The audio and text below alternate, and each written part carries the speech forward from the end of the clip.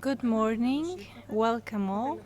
Well, the last couple of years, climate change has of course turned from a theoretical threat to a very critical factor of our daily lives. Of course, during this first panel, we will discuss on how the climate change can be found in the climate data and how it transforms different areas that are known to us up until now for their food production, and how this, of course, contributes to the food uncertainty.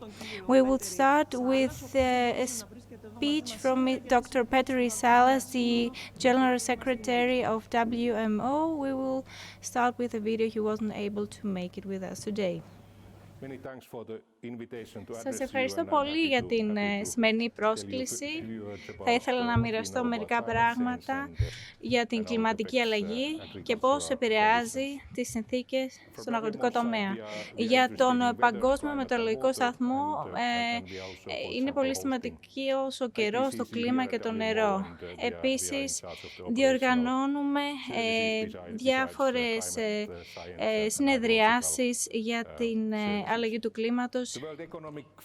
Θα ήθελα να πω ότι το Παγκόσμιο Οικονομικό Φόρουμ προσπάθησε να δει ποιοι είναι τα μεγαλύτερα ρίσκα για την παγκόσμια οικονομία. Το πρώτο έχει να κάνει με την αποτυχία στην κλιματική δράση και το δεύτερο οι ακραίες περιβαλλοντικές συνθήκες. Σίγουρα όλα αυτά θα συμβάλλουν στην παγκόσμια οικονομία. Υποφέρουμε εξαιτίας του COVID, όπως γνωρίζουμε, αλλά και εξαιτίας του πολέμου της Ρωσίας στην Ουκρανία. Ελπίζουμε ότι θα είναι μικρή η επιρροή που θα έχουν σε αυτό το διάστημα των 3 ετών. Επίσης, κάτι άλλο σημαντικό για την κατάσταση του κλίματος, και βλέπουμε φέτος ότι οι αλλαγές στο καιρό και στα διάφορα pattern είναι πολύ διαφορετικές. Υπάρχουν περιοχές που είναι πολύ επηρεασμένες από ξηρασία, αλλά έχουν και πλημμύρες τον ίδιο χρόνο. Ελπίζουμε ότι όταν θα φτάσουμε την Συμφωνία του Παρισιού, δηλαδή την αύξηση έως 1,5 βαθμό Κελσίου, θα έχουμε πιο γραμμικές εξελίξεις στη θερμοκρασία. Επίσης, έχουμε αποθηκεύσει αρκετά μεγάλο ποσοστό της θερμοκρασίας στους ωκεανούς. Βλέπουμε ότι αυτό συμβάλλει στην εξάτμιση των ωκεανών, του νερού και δημιουργεί προβλήματα πλημμύρων. Όταν ανεβαίνει η θερμοκρασία, ανεβαίνει και ο βαθμός των πλημμύρων. Τώρα να μιλήσουμε για τις συγκεντρώσεις των αερίων του θερμοκηπίου. Τα προηγούμενα χρόνια είχαμε τη μεγαλύτερη συγκέντρωση αερίων του θερμοκηπίου που καταγράφηκε ποτέ. Είτε αυτά προέρχονται από διάφορες αγροτικές εργασίες, είτε από άλλους τομείς. Επίσης, ένα πολύ σημαντικό αέριο είναι το υποξίδιο του αζότου που επηρεάζει σημαντικά. Υπάρχουν διάφορες αυξήσεις στον πολύ ισχυρό ιετό. Βλέπετε εδώ το χάρτη με το πράσινο χρώμα που καταγράφεται αύξηση, και σίγουρα πολύ σημαντικό είναι η επιρροή που έχει στην Ευρασία. Επίσης, με τα κίτρινα σύμβολα στις ίδιες περιοχές βλέπετε την αύξηση της αγροτικής ξηρασίας που έχει παρατηρηθεί στην Δυτική Ασία και σε κάποια σημεία της Αμερικής, που έχει αυξήσει τα περιστατικά ξηρασίας. Τώρα, σχετικά με τους πόρους ύδατος που έχουμε, αυξάνεται ο βαθμός με τον οποίο λιώνουν οι παγετώνες και επηρεάζει φυσικά την αύξηση της θάλασσας παγκοσμίως. Να δούμε τώρα τι συμβαίνει και ποιο είναι το ποσοστό του νερού που μας έρχεται από τη βροχή και το νερό που μας έρχεται από τους παγετώνες. Στην Κεντρική Ασία κυρίως είναι νερό από παγετώνες και στην Βόρεια και Νότια Αμερική εξαιτίας των κορυφογραμμών τα οποία λιώνει ο πάγος και δημιουργείται περισσότερο νερό.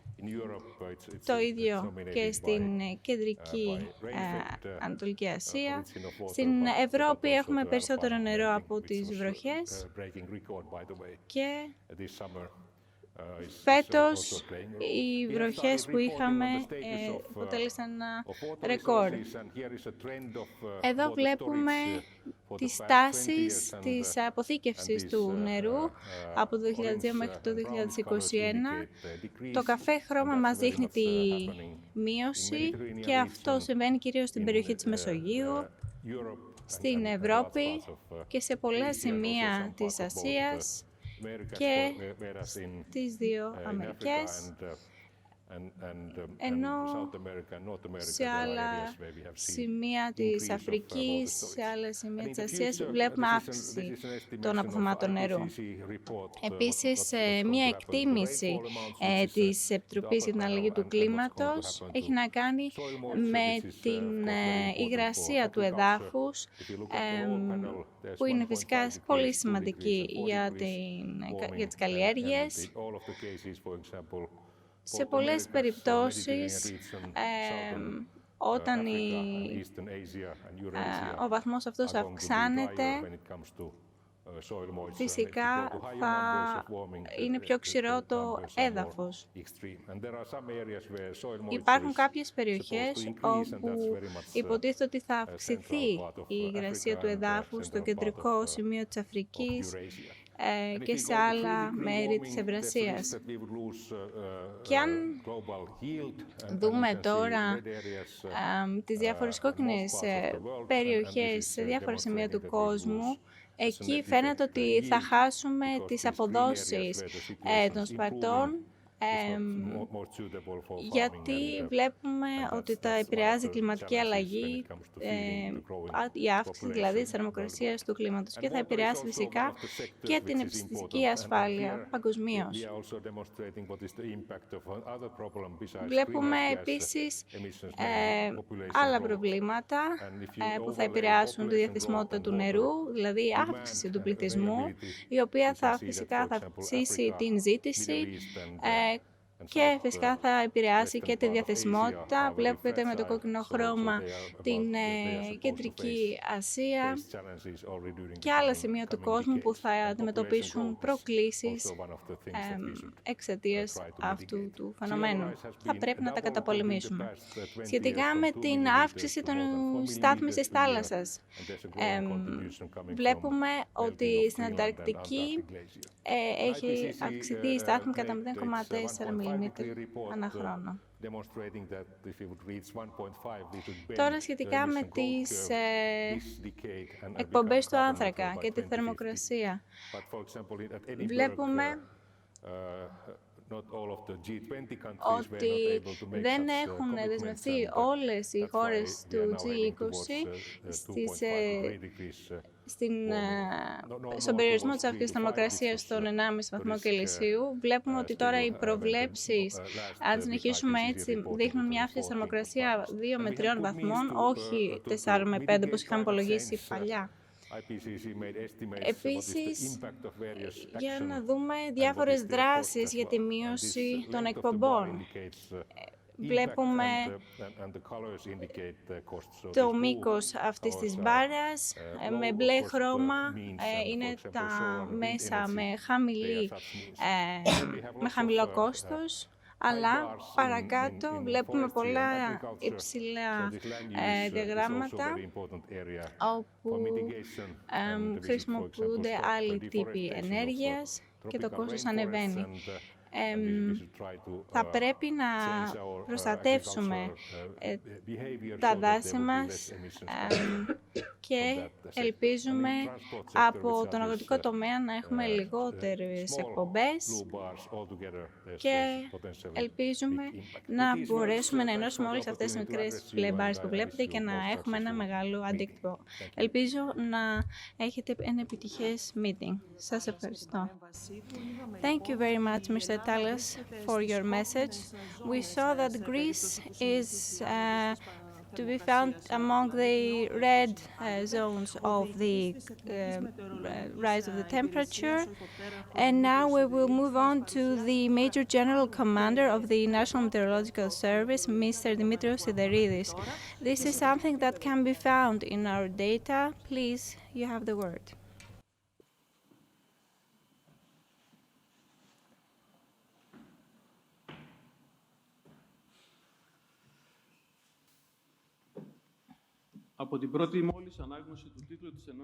So, just from reading the title of the section, in which I was asked to present the National Meteorological Service's perspective, the question arose as to whether we are aware of the magnitude of climate change and its consequences. Inevitably, the quote of Confucius comes in mind: study the past should you want to define the future. So, following that saying, that quote, I would like to take you back to the fairly distant past, to the 5th century BC, where we have the first attempt to explain various atmospheric phenomena. Ancient Greek philosophers and astronomers, after systematic observation of weather phenomena, found out that they are governed by certain principles.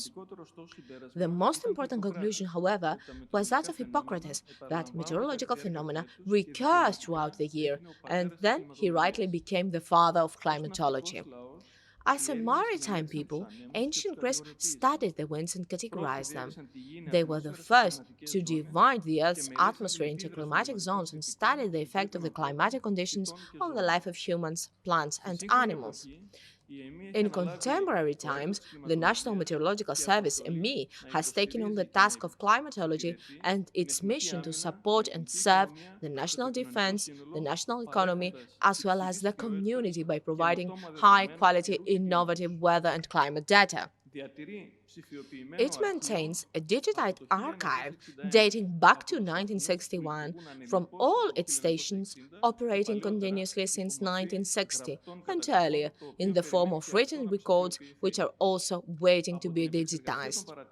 By processing the observations and comparing them with Climate Atlas, which has been produced by EMI, we can see that there are deviations of the average summer temperature in Greece from the normal value, which is the average of 30 years between 1971 and 2000. So, if one were to study the values of deviation in some cities, such as in Corfu, Thessaloniki, Heraklion, and Larissa, it appears that the increasing trend of the average annual temperature cannot be denied. So, the deviations of the average annual temperature from the normal standard values reached or exceeded 0.8 degrees Celsius, and a gradual increase in temperature is evident, starting from the mid-80s to the early 90s. Similarly, if one were to study precipitation, it can be found that in January 2021, Alexandroupolis recorded its rainiest January in the station's history, with 408 millimeters, which means 350 millimeters above the usual value, which translates to 8 to 9 times above normal. Above the normal. In November 2020, climate change manifested itself with extreme weather events. The mainland Greece had amounts of precipitation less than 20% of the normal value. In November, Ioannina and Actium experienced their driest November on record compared to the climate that we know. We know that November is the rainiest month of the year, with highest amounts of precipitation observed in western Greece. On the other hand, Crete, in the same month, experienced extreme rainfall, with precipitation amounts being 4 to 5 times above normal. In an effort to contributing to addressing climate change and its consequences, EMI has a number of actions and activities underway as part of our general strategic planning. Indicatively, I will mention a few, but not in order of importance. An automatic warning system, which provides warning for all 74 regional units of our country, 3-day forecast, with automatic operation every 12 hours, and we also have an hourly graph of the intensity of the phenomena with coloring. It covers the most important meteorological parameters such as maximum temperature, minimum temperature, wind, rain, storm and snow, and can also be expanded in other parameters.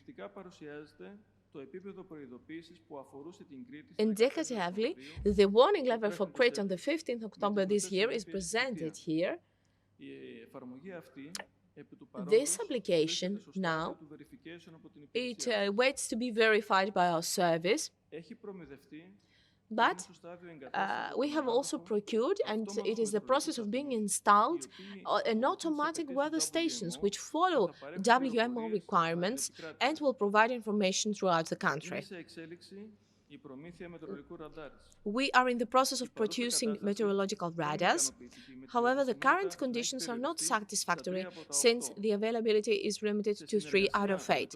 Now, in cooperation with the Ministry for Climate Change, Crisis and Civil Protection and the Ministry of Shipping and the Aegean, as well as the Ministry of Agricultural Development and Food and the Hellenic Agricultural Insurance Organization, we try to cover the territory as it can be shown on the map. Similarly, we are trying to upgrade the lightings imaging and monitoring network, and we also are installing and operating a nowcasting system. Nowcasting is an integrated system which provides improved forecasts,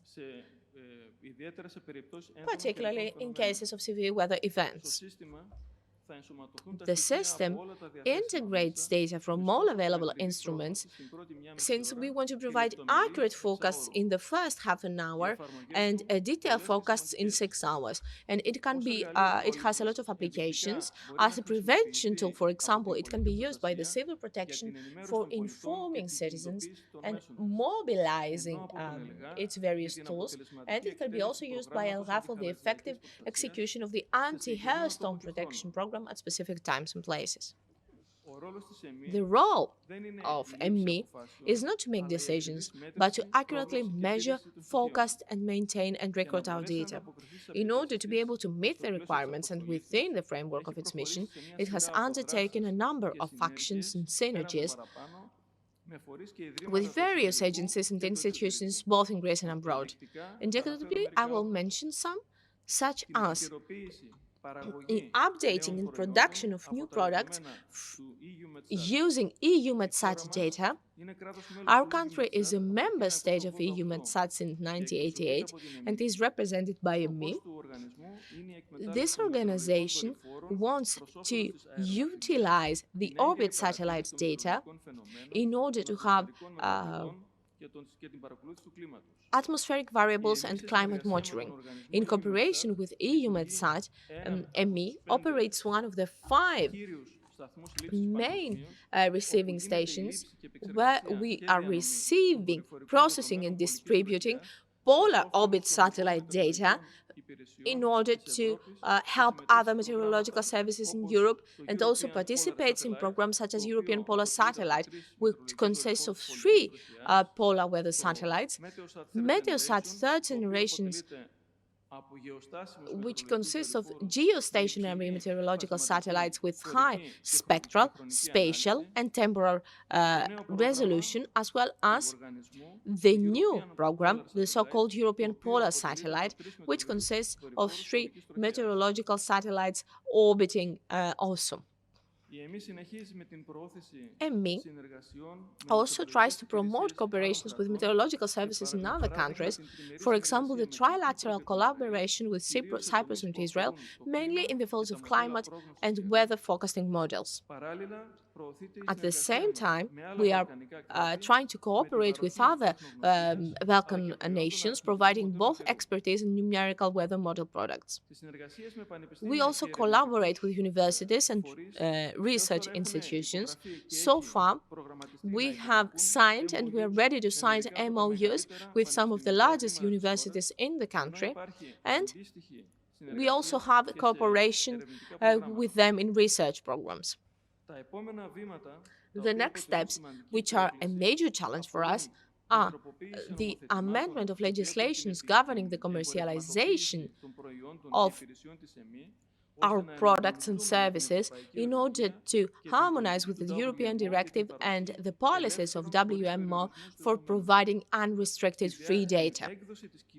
Now, the issuing of the joint ministerial decision about creating a special account to which the revenues of the services will be assigned by the European organization Eurocontrol in order to ensure its sustainability, its continued effective performance, as well its responsiveness to the demands that the future may bring. Now, let me conclude my presentation.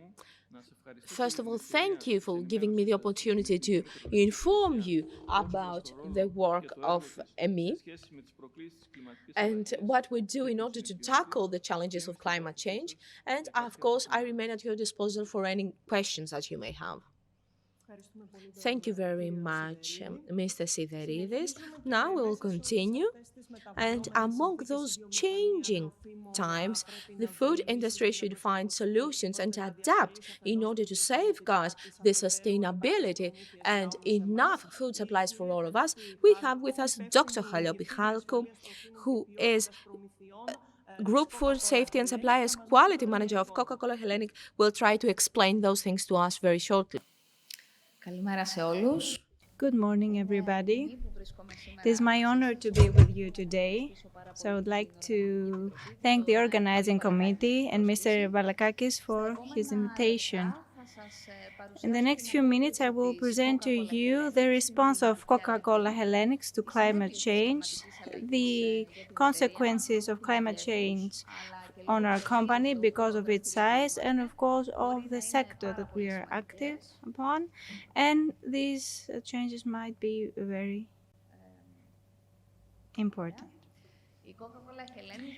Coca-Cola Hellenic is one of the biggest bottling beverages of the Coca-Cola company globally. We are active in 3 continents in 29 countries, from Nigeria, Russia and other countries. We have 209 production lines and 715 million consumers.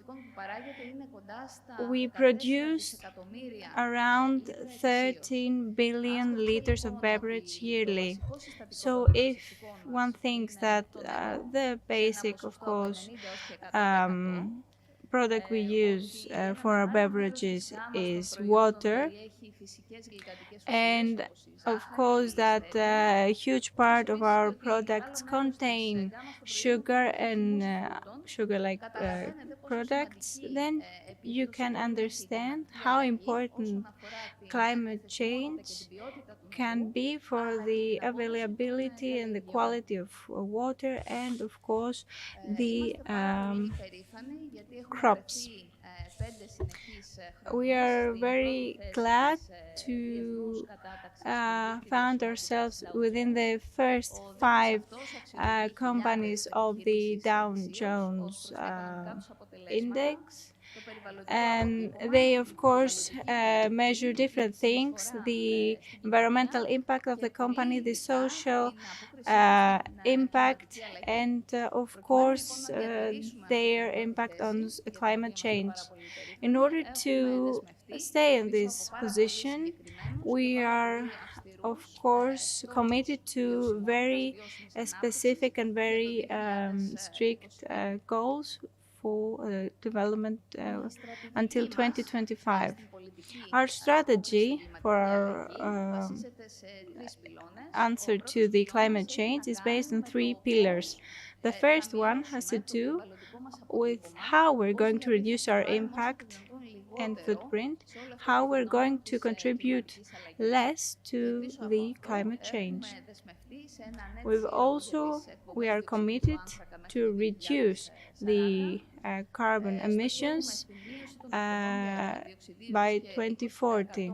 We want to reduce the greenhouse gas emissions by 20% until 2025, and we want to be able in EU and Switzerland to use 100% of total electricity in our plants in those parts of the world from renewable and clean sources.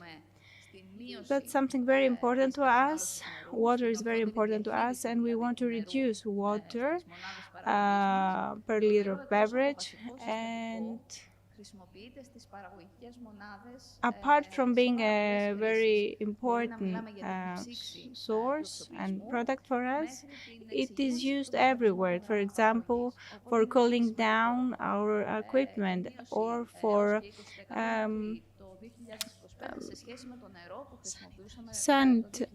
sanitizing our bottles. There are, of course, a lot of actions that we've taken and we are going to commit to in order to secure the availability of water in all the regions that we are active. Under the same pillar, we also aim towards zero waste. We want to have no residues from our plants and our products. We aim towards 100% recyclable packages up until 2025. Right now, we have 99.9% recyclability. Then, up until 2030, we want to have 50% recycled PET in every plastic bottle that we produce. I'm talking about the PET bottles for beverages and water. And we want in 2021 to reach 20% of our PET. That's what we've done the past year. And we want to reach 100% collection. By 2025, we will recover 75% of our primary packaging, and by 2030, we want to recover 100% of our packaging. That's why we are, of course, working together with very important actors of this industry. For every bottle of beverage that we, of course, bring to the market, we will have recovered 1 bottle back. Right now, we are around 50% of this recovering, and that means for every bottle that we bring out to the market, we have recycled half a bottle. There are a lot of programs that run under this first pillar that I explained to you. The priority to different products has to do with the impact. A very basic part has to do with the packaging of our products, and we have moved towards the reduction of the weight of our products. We have managed to reduce 27% of the weight of PET products, PET 10% reduction, and glass 15% reduction of their net weight. The production of aluminum cans are, of course, one of the most energy-consuming actions, and that's why we're moving away from them. You have seen that in the market we're trying to change plastic film to paper packaging.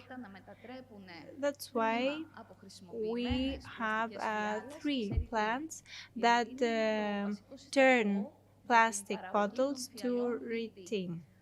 That is very important for the production of pulp. This pulp is used for the production of resin and other new bottles. We have 3 units, one in Poland, one in Italy, that we, of course, opened a few weeks before now, and another one in Romania. Now about our supply chain and the transportation of the raw material and our goods. For the past few years, we have prioritized the purchasing of raw materials from the own country that we manufacture the goods. For example, for a plant in Romania, we're trying to buy sugarcane from a local producer and not from a country abroad in order to reduce our footprint. The second pillar for our work against climate change has to do with the quality of the raw materials. And I would like to mention here the principles for sustainable agriculture that we implement in the Hellenic Coca-Cola bottling company. And this is a program that sets the expectations for suppliers and, of course, for farmers.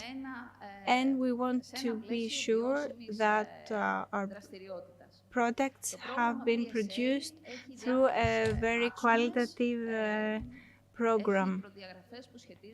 There are different, of course, sets of measures that, for example, protect the human rights, that forbid the employment of children. They of course, foresee the protection of civil societies and the earning of fair wages. There are very strict measures for animal health and welfare, and there are very strict rules for the environment and ecosystem, as well as the farm management systems. Under this PSA product, we can find different agricultural ingredients that we get supplied. For example, natural sweeteners, fruit juices, and other products like coffee, tea, soybeans, and timber products. We are not working directly with the farmers themselves. We're working with the processors and other, of course, communities and synergies that make sure that all of these initiatives are respected. So we also gave tools to our producers that allows them to monitor the assessment and improve all the time. We also share best practices among various suppliers and various countries, and at the same time there are also financial motivations that will allow farmers to allow suppliers to come under the framework of this PSA program. Indicatively, some of the requirements of the program about environment and ecosystems, there are requirements to monitor the water quantity used in every stage in order to have the best possible management and reduce waste. We try to monitor the quality of the water, but also how discharges from wastewater are managed in order to save water in this area.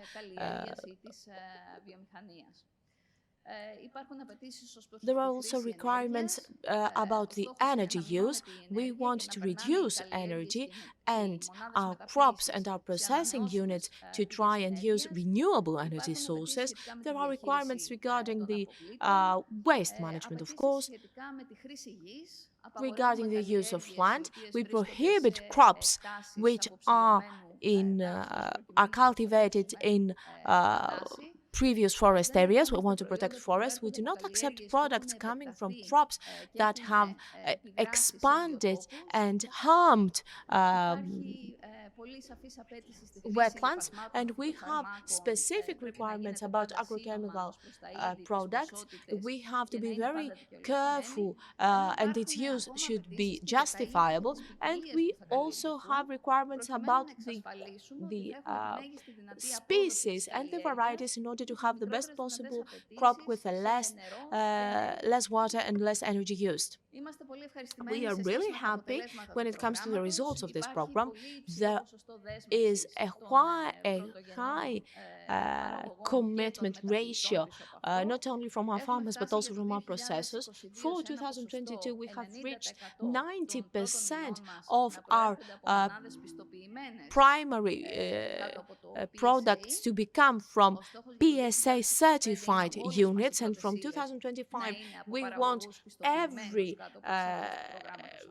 thing that we use to be from such units, and this program has brought about very good results. I have chosen the example of sugar. From sugar grains, the certification comes from Bonsuco, and we have seen that our certified mills, only within a year of the implementation of this program, we have allowed to reduce CO2 emissions more than 5%, and we have managed under this program to increase the sugar for millions of tons by using millions of less water, and the yield of the crop of the sugar grain has been increased at a very big percent, more than 8% per land unit, and at the same time our units still have earnings, and they reinvest their earnings, their revenue, to increase the salaries of their people. In our certified mills, the salaries may reach 20% above compared to non-certified farms. And our third pillar is related to our awareness raising and supporting the local communities that we work with. We have a lot of environmental actions. People participate actively. We're talking about cleaning, about reforestation actions, for a lot of similar activities. We try to raise awareness and educate, and at the same time we contribute towards having water supplies and good water quality. And the example that I have chosen is our action in Folegandros. Folegandros is at a high risk when it comes to water scarcity, and we have invested in desalination units, and we also collect the rainwater when it rains in Folegandros. I would like to thank you very much. This was our program and our strategy, our response to climate change. Thank you very much for your attention, and I will remain at your disposal for any kind of questions. Thank you very much, Mr. Chalkou. I have to say that I hope that the next mill, that the next factory will be here in Greece, not in Romania. Maybe later you can say a few words if something like that could happen in Greece, and which are the requirements for that. Thank you very much. Now, apart from climate change, there are also other crises that affect the food supply, such as the war in Ukraine. The professor of analytical chemistry, Dr. Nikos Thomaidis, will say a few things about that. Good morning, ladies and gentlemen. First of all, I would like to thank my dear friend Balakakis for inviting me in this 5th AgriBusiness Forum. Today, my presentation will focus on the effect of climate change, but also the environment crisis in the agri-food chain. So I'm going to talk about the emerging risks for food and environment comes from the everyday use of thousands of chemicals, which during the last years has been intensified since climate crisis has brought about changes such as the increase of pathogens, the decrease or the reduction of the use of clean water, and the increase of processed waste. So, the climate crisis and the pandemic has led us to use a lot of chemicals, especially new medicines and drugs, and all this had a result, this increased chemical use had as a result to a huge problem to the world ecosystem, and now there is a need to systematically record the existing situation that would allow us to fight the hidden pollution which is there, which exists in the environment. And this needs new methodologies, new approaches in analysis, and after identifying and recording which is the actual situation about the existence of thousand chemicals in the environment, to assess it, the toxicological effect, I apologize, and then their effects to human beings. So this approach has led the European Union, the European Commission, but the world also to try to raise awareness about the situation. The new Green Deal works towards this direction, as well as the initiative for One Health, which means that the health of the ecosystems of human beings, plants and animals are interlinked and interconnected. This is why in our lab we're trying to develop methodologies having as a goal to identify the hidden part of the iceberg. All the legislations until now have been focusing only on a specific part of this hidden pollution and ignore a huge part that is there, and we have to identify it and showcase it.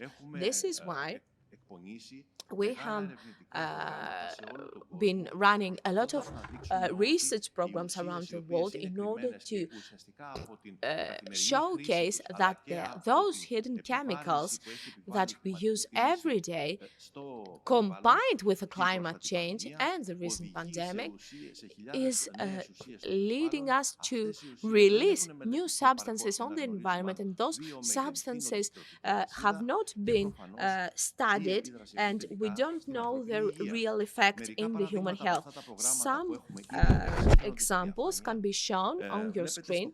You can see in the upper diagram the existence or in the ecosystems of Antarctic various chemical, agrochemical, but also their stimulants or what they actually become.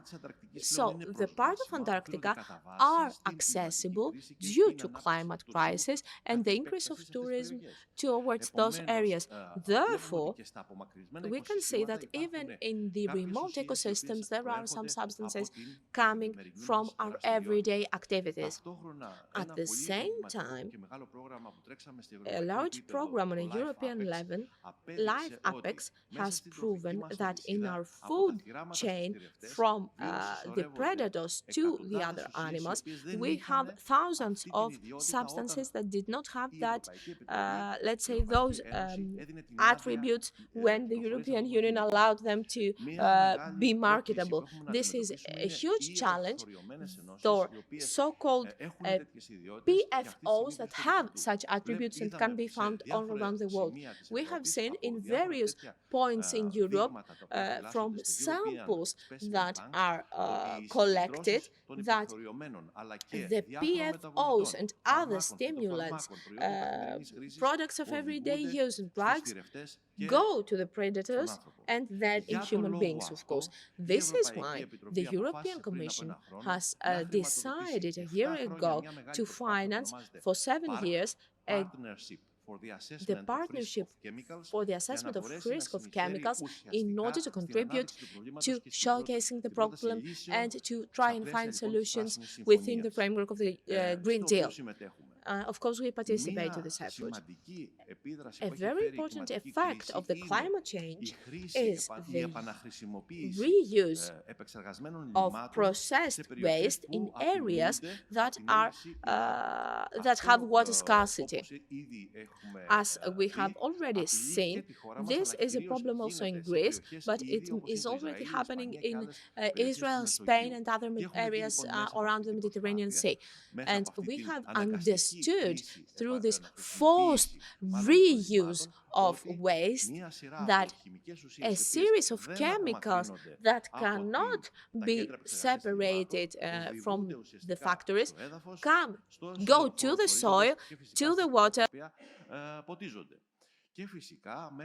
and of course to the plants. So through climate change and the increase of contaminants, we have seen some mycotoxins in the food. Therefore, we try to develop methodologies that seek to showcase this problematic situation in food as well, since they are the receivers of our activities.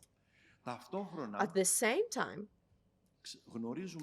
we know that food systems represent 24% of the world greenhouse emissions, 33% of the soil around the world are degraded due to erosion, nutrient depletion, and chemical pollution, and the 60% of the world loss of biodiversity is related to food production.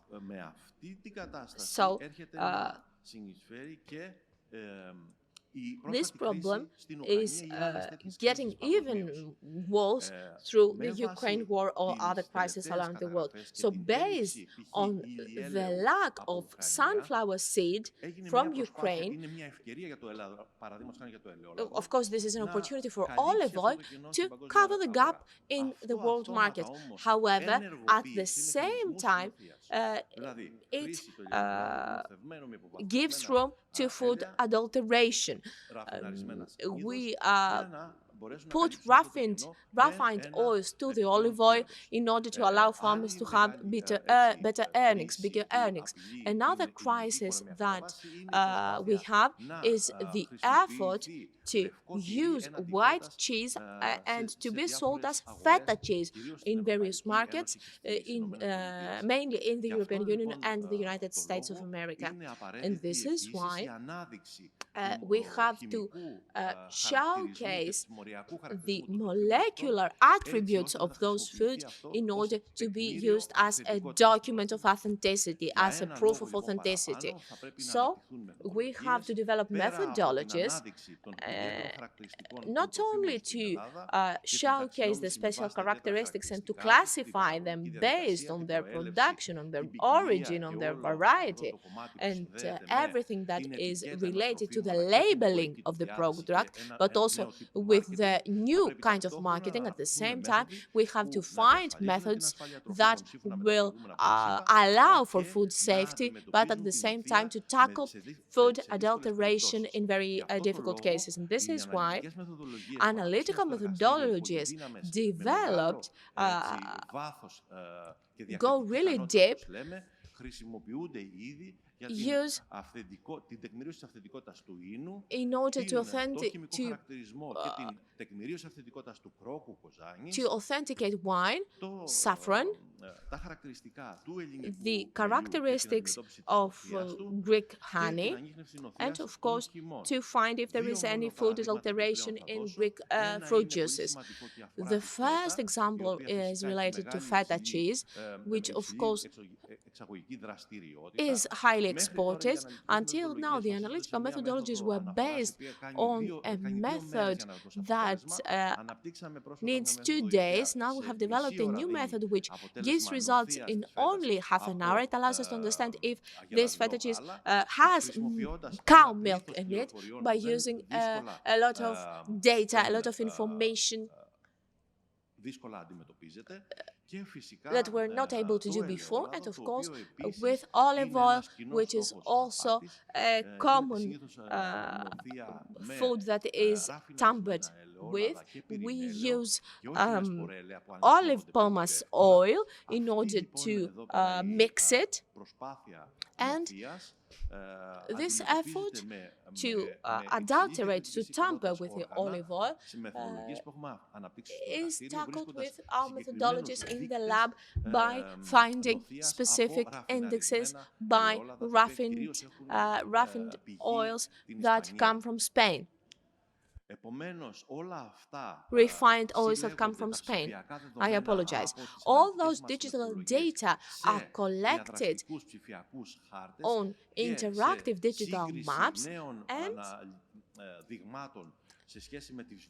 we try to compare those samples with the libraries of samples in order to be able to give quick responses, quick answers. 2 years ago, FDA has developed a blueprint, if you wish, a methodology according to which, if we want to be on the right track when it comes to food safety, our traceability should be tech-enabled and should be based on proof coming from labs. We need to develop smarter tools and approaches for the prevention and outbreak response. And of course, we need to develop new business models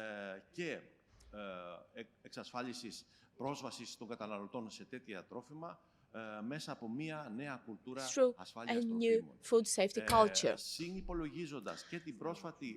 By taking into consideration the new regulation 178 of 2002 that imposes the proofs in the labs and better labeling of the products, we have developed an innovative solution which is called Track for Value, an app that is digitizing the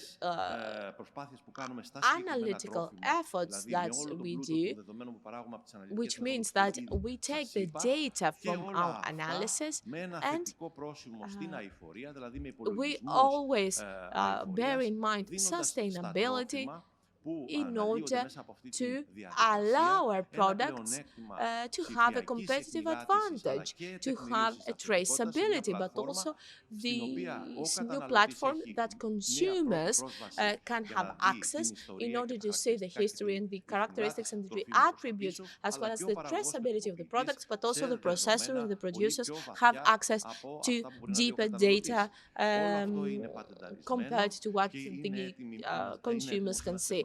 This now we are ready to market this app. It has already received various awards by the European Innovation and Technology Center. And right now, I would like to conclude by saying that the challenges in the agri-food sector are very important and urgent. We need to find a new approach that will allow food industry and producers to have new tools and new processes that can give quick answers and very precise answers to their problem. Thank you very much. Thank you very much, Mr. Thomaidis. And while we're seeing that the resources of the planet are depleting, now we would like to call Dr. Apostolos Koutinas, the professor of the Agricultural University of Athens. He will talk to us about how these sustainable models will help our economies and our world. I would like to thank the organizing committee as well for giving me the opportunity to present all the opportunities from byproducts and other residues from the agri-food chain, but as well from other consumer products and value-added chain products. One of the biggest challenges of the 21st century is that compared to the 20th centuries, we had a gradual decrease of the price point of different commodities. That, of course, was the result of the very low prices of the oil and other reasons. But right now, this situation has turned around. Since the beginning of the 21st century, we've seen an increase of the commodity price index. It became very worse during the last two crises because of the world wars and, of course, because of COVID and the war in the Ukraine. There is also a great demand for raw materials and for the production of products, and it will, of course, create problem for other products. What's the problem right now? It has to do that the supply chains, the value chains that we had up until now need to be changed with the use of renewable primary materials like byproducts from industries, food industries, or other residues from home residues. We want, of course, to be able to respond to the production of products. In order to do that, we have to change, of course, the raw materials we use. Now, let's see how the use of plastics has helped the increase of production. But right now, we've reached a level where the increased use of plastics and biopolymers has led us to climate problems, environmental problems. One way to solve this problem is to use compost products or other biodegradable products that will, of course, take the place of other products that are not biodegradable and are very hard to be recycled. Here you can see various choices we have for the use as primary raw resources. For example, residues, things that are being thrown away from different homes or other restaurants. What is being included in those products are different proteins, different oils or pectins, and our goal is to produce the intermediate raw materials for the production of new products like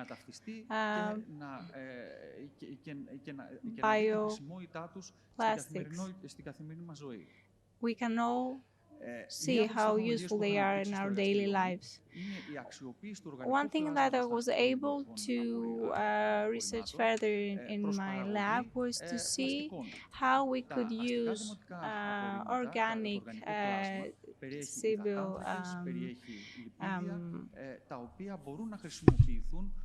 fractions as a raw material to produce biodegradable and other plastics.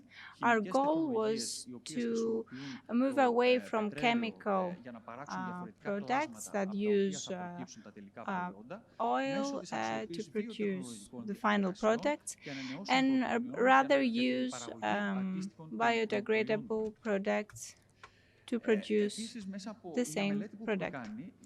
Of course, through a study we've conducted, we've seen that the availability of this organic fraction can be found in all member states of the European Union and Attica, and those can be used as raw materials to develop raw materials for the industries.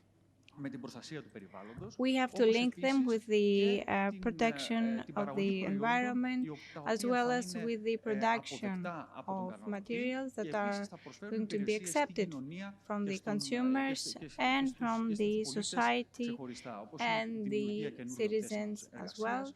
This is going to create, of course, new job posts, and it will, of course, help our economy as well. Here you can see a study we have conducted about the use of 50% of the organic fraction that's been produced in Attica.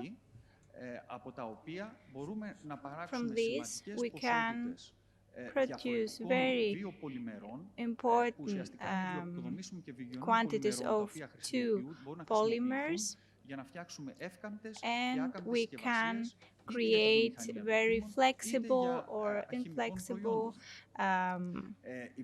containers for the selling of goods.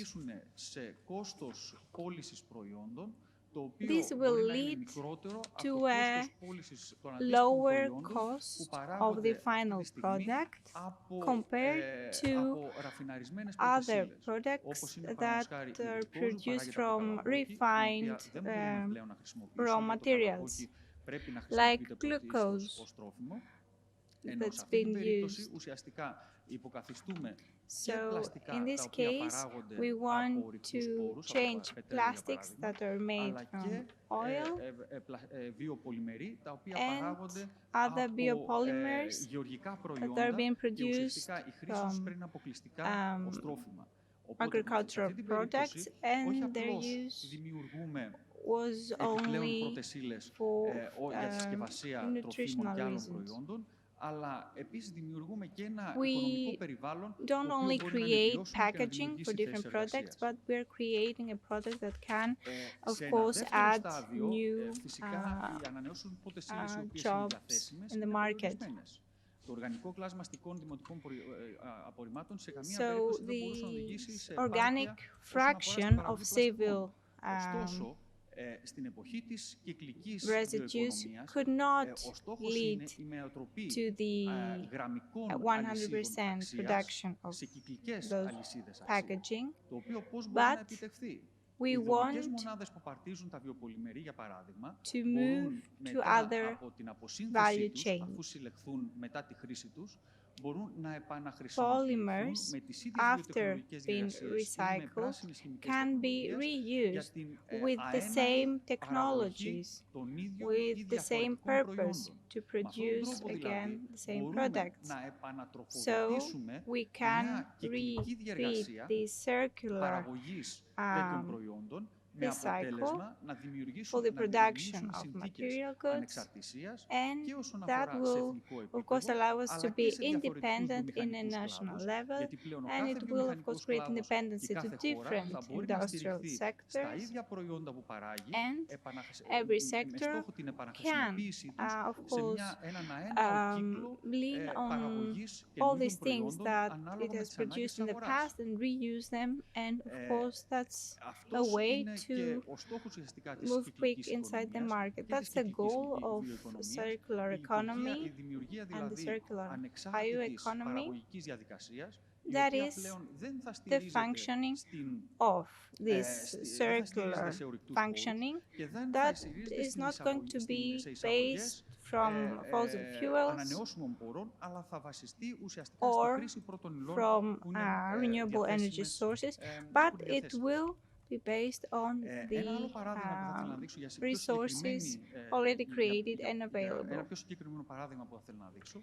A specified example has to do with the use of a European program. We use the organic fraction of civil and municipal residues in order to create a biorefinery. We did different experiments there. We studied the techno-economical sustainability of these biorefineries. We saw that it is possible to produce these products at a lower price point compared to the price of those goods already in the market. So, if we wanted to produce, to manufacture products of lower price, then we need to change the way we work. That is something that's going to be very positive for all industrial sectors. We also saw how big our production must be in order to reach those levels. We studied all the environmental indicators in order to manufacture with bigger sustainability, and we studied different types of plastics produced from oil or other resources, and we compared them. Let's talk about our environmental footprint. We conducted research, and we compared the use of civil residues to solid municipal waste from landfill that went to landfilling, and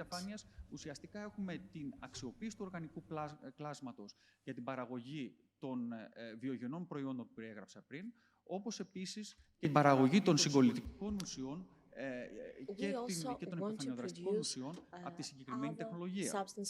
Και βλέπουμε ότι μπορεί να έχουμε σημαντική μείωση πάνω από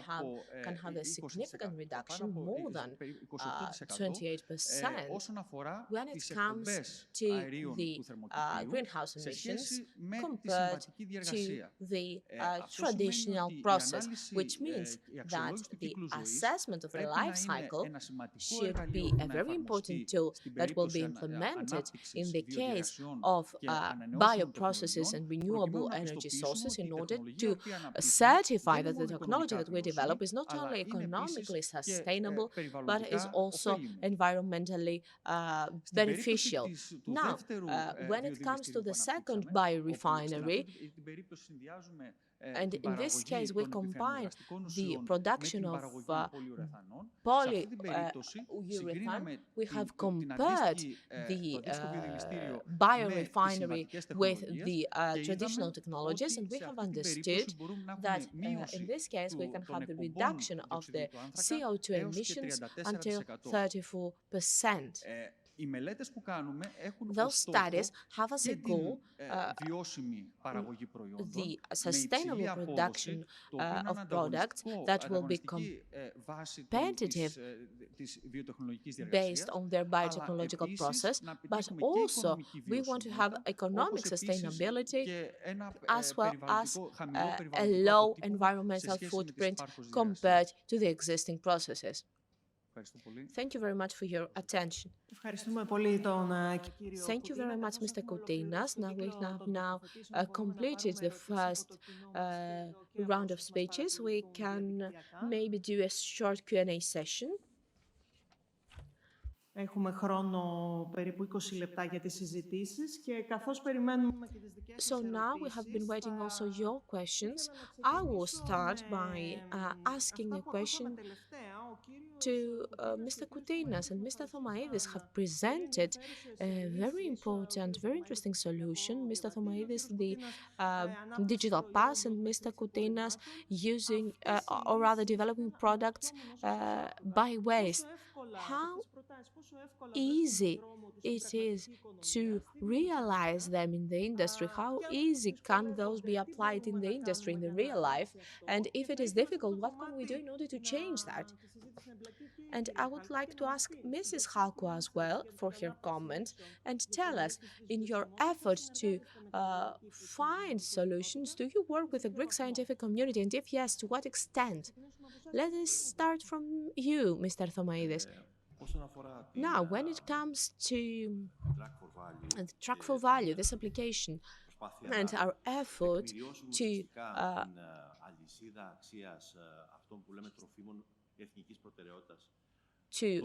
give, to allow our products to be certified when it comes to their safety, but also to prove that they are sustainable produced, we have already presented this idea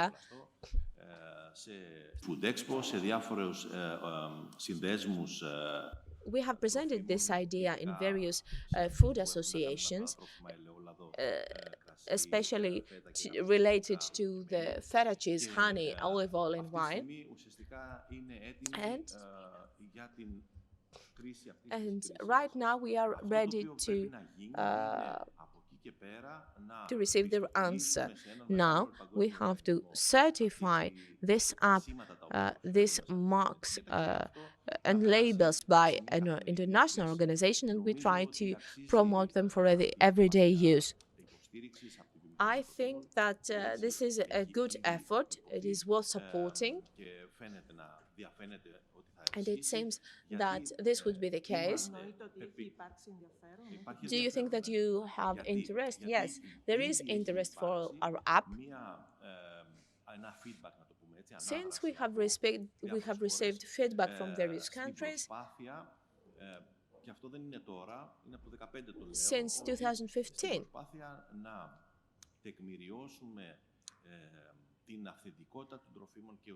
In our effort to give proof that this product is of good quality and to allow the Greek producers and processors to have this competitive advantage, we will need similar tools. Other European countries have already developed or rather set up departments to check the authenticity of their products, and now they are doing controls in order to see if what is described in the label is actually in the food. For example, is this olive oil coming from olives from Kalamata, from Koroneiki variety, or not? This will come also to Greece. This is something that will happen in the future, and therefore we have to make haste and develop those processes and tools right now in order to be ready. You have mentioned a spin-off, if memory serves me right. Yes, this spin-off has been set up, and before the end of the year it will be completed. So this will be offered as a service by the National Kapodistrian University of Athens. Mr. Koutinas, the problem of producing products from renewable energy sources should be analyzed in 3 levels. First of all, we have to develop the technology that will allow for those products that will meet the requirements, meet the standards of the traditional products that they try to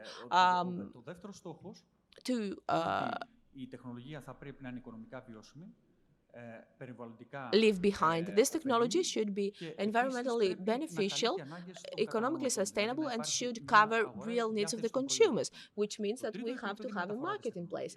The third is the technology transfer. When we try to go from research and development to the actual production, we need to set up pilot factories that will try to transfer the technology from the lab to the factory, as well as we need to have people in place that will have the know-how and know how they are going to implement all those processes. So right now we don't have all these things, and since the issue has been raised very spontaneously, circular economy has been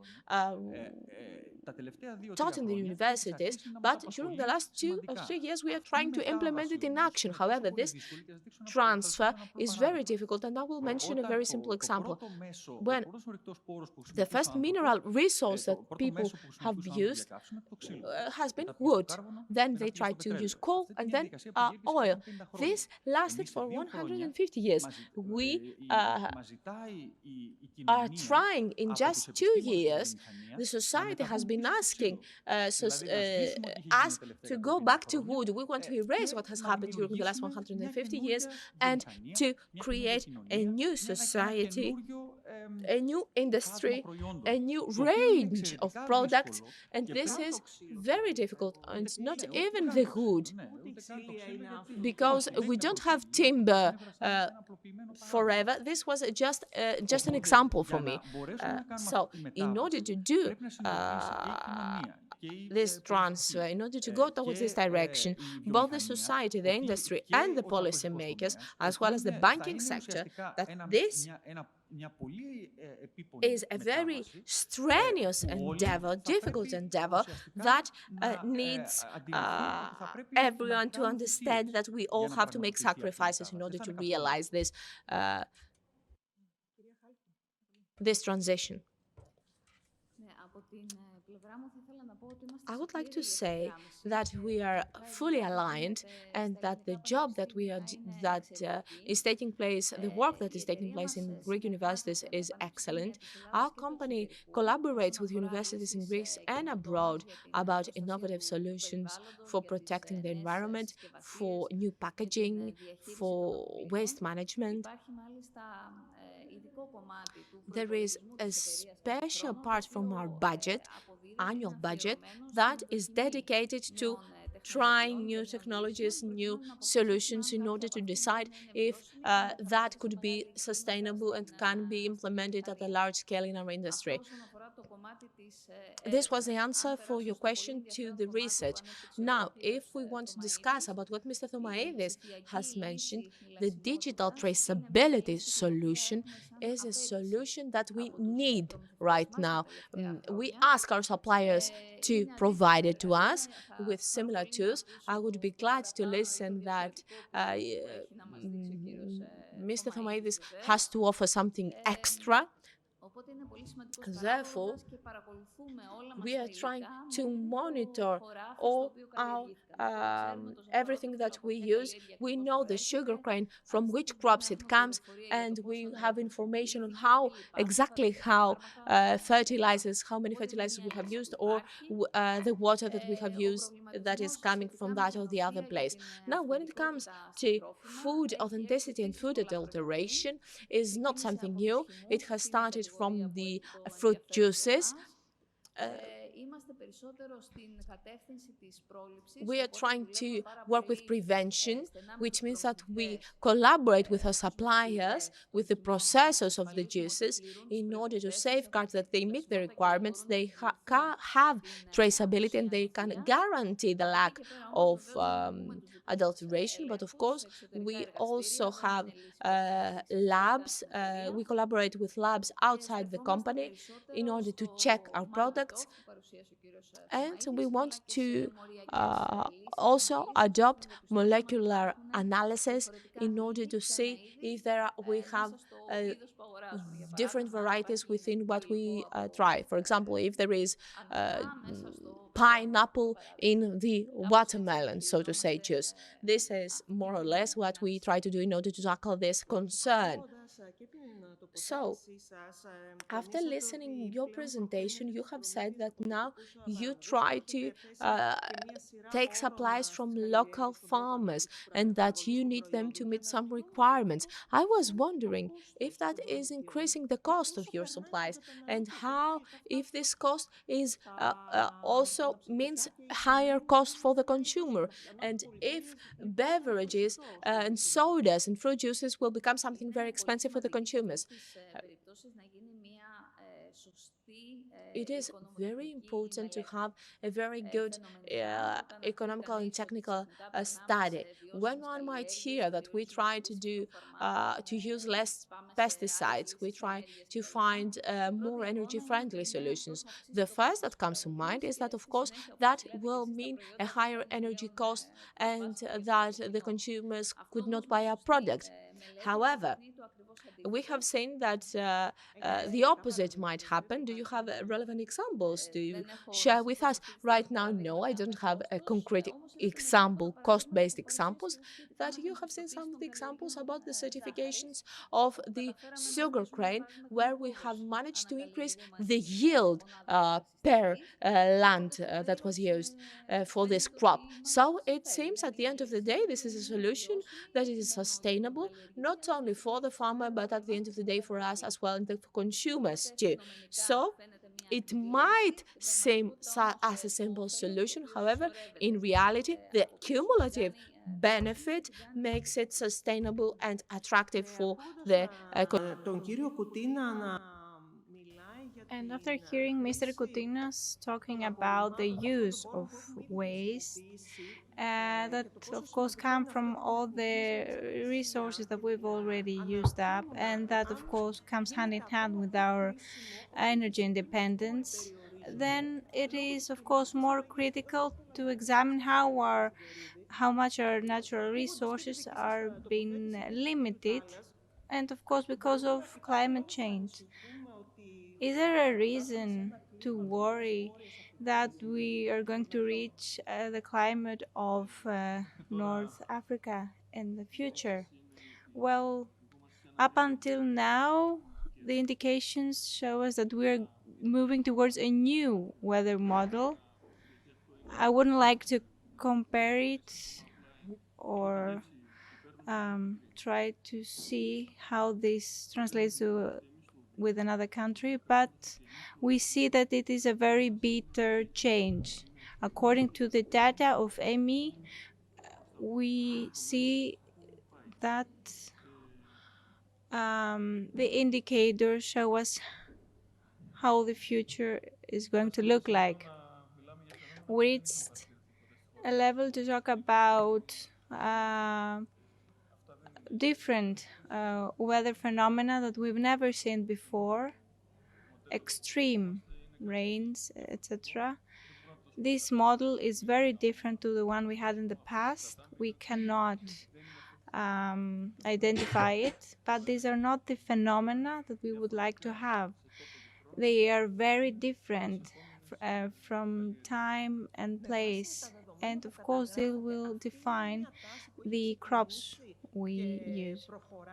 Well, do you believe that if there isn't any important change in the quality and the quantity of the emissions, is this going to affect us further? Well, this might seem like a rather small figure, but it increases very quickly, and the change it, of course, makes is very important. Well, probably we've already heard the first alarm signal. Are there any questions from our participants? Thank you very much for your attention. We will now have a 30-minute break and we'll move forward with the next panel. Thank you very much.